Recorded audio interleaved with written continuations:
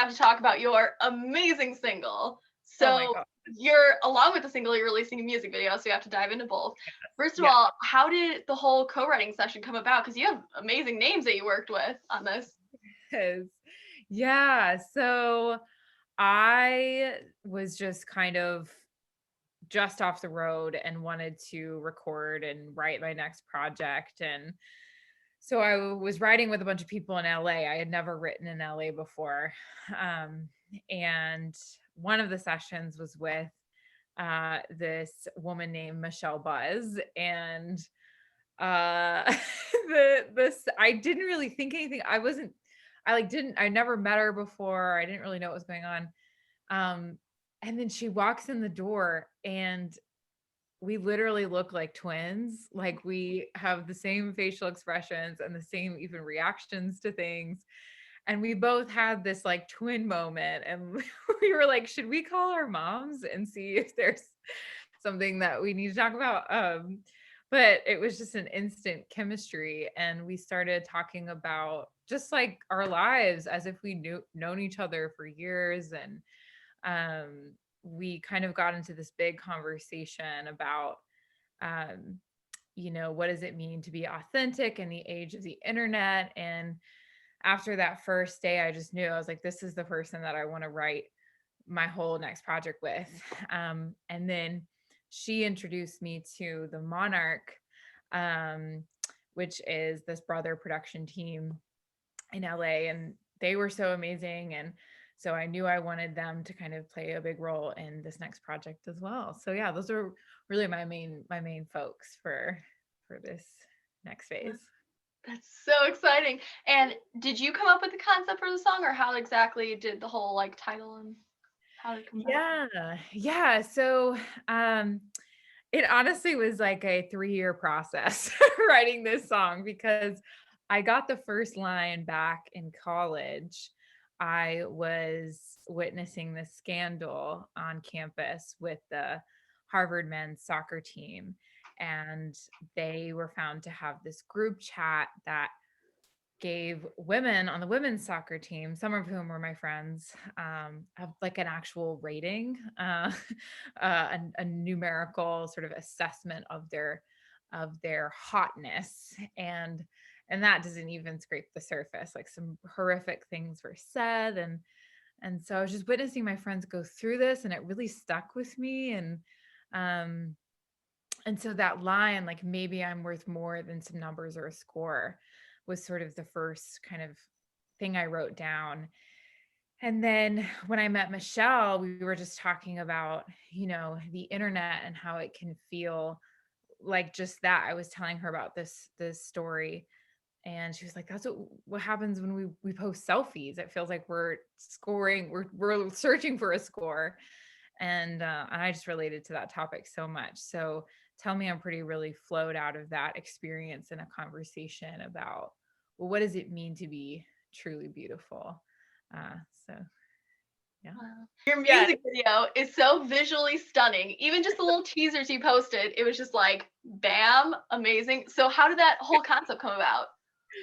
Oh my goodness. It was such a crazy whirlwind of an experience. I was just sort of thinking about how I wanted to visually represent the song. And initially I was like, well, it should probably have something to do with like a cell phone or selfies or something like that. And then I kind of started to think, and I was like, well, what if we did something a little bit out of left field and took it entirely out of the modern era? Because I think genuinely that like this idea of women in particular being assessed on their physical appearance isn't new with Instagram or filters. It's something that's been around. And so I was like, what if we did like a period piece type of visual that was like very baroque, and there's corsets and dancing, and it just kind of shows that like women have been dealing with this for a long time. And it's not new, but we get to decide, how to use the technology. We get to decide how to engage with Instagram, and how it affects us and our view of ourselves. So we just really went like totally crazy with it. And I I met this director, Lauren Dunn, and I had talked to a few directors prior to speaking with her, and no one was really getting it. And everyone was like, oh my gosh, like, you want to be in a full period gown, like, why? And I talked to Lauren, and she was like, I love this. And also, my mom is a French antique, like Baroque antique collector. So she's like, I have these, brooches. So all the brooches you see in the video are actually Lauren's mom's. And then she's like, my boyfriend is a fine artist and he can do this whole portraiture moment, which was just the cherry on top for me. So it ended up being sort of a family affair with Lauren, and she just totally got, the vision in the world. That's crazy. And that's awesome that you did it without social media, even though the song is about that.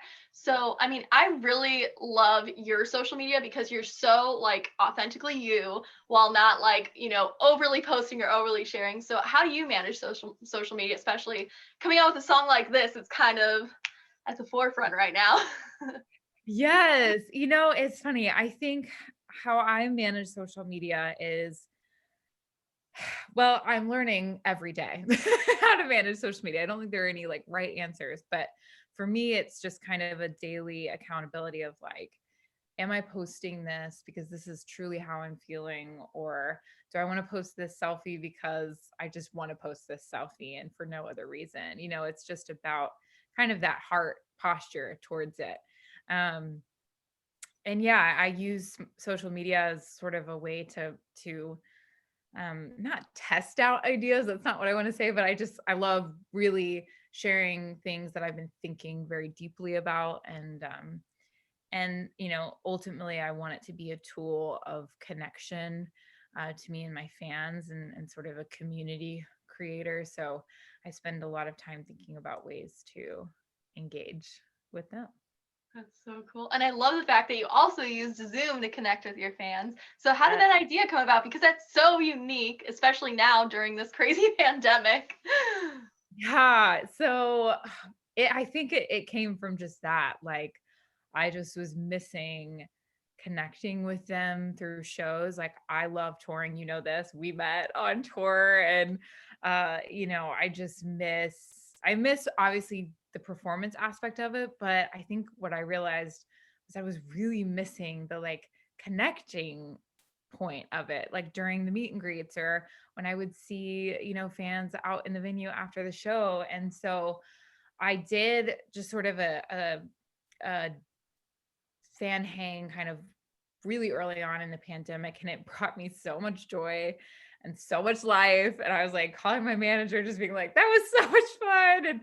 And so I thought, around release, whenever we plan to release these songs, I want to really just hang out with the fans, just to have those connecting points, and to put the song in their hands first before it's out on all the streaming platforms and whatnot. Uh, so yeah, it's honestly just because I love to do it, and I love hearing their stories, and I have some of the sweetest fans ever. And so Yeah. And everyone's gearing up. You now have a new era, especially with yeah. this release now.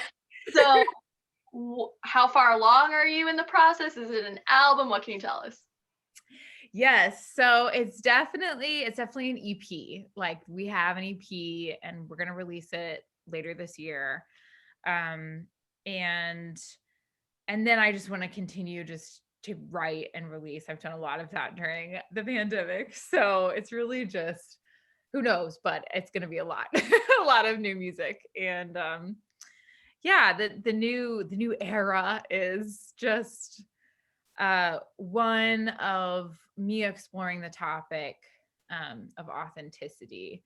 I graduated from college and was immediately on the road promoting my first single, and that was so exciting for me. And I was like playing the Today Show and doing all of these like fun promoting things and being on tour, and that was so exciting for me. And it was kind of this new world of glitz and glamour and performance. But, I always want to be my most authentic self, my most true self.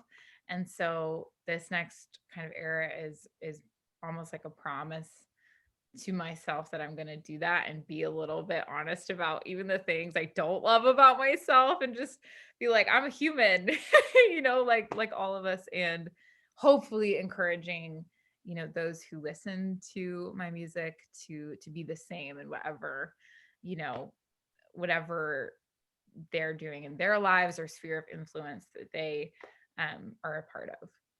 Yeah. And this past year, I saw that you moved to Los Angeles. Do you think that played a role in this whole transition?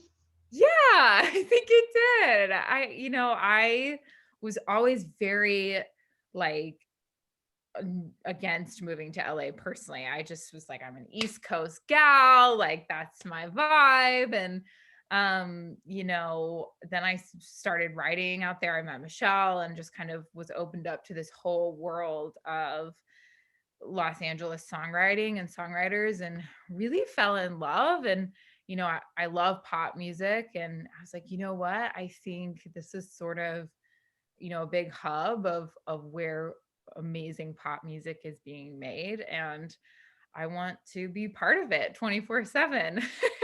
And I want to do my thing, whatever that is, in LA. And so yeah, I did. I moved out there, and it's been fun. I moved during the pandemic, which has been interesting. It feels like I haven't really moved, but it's still good.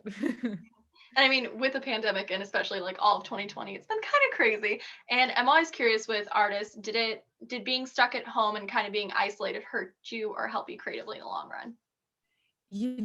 I think in the long run, it actually is going to help me, because I'm learning to be very disciplined with my time as a creative person.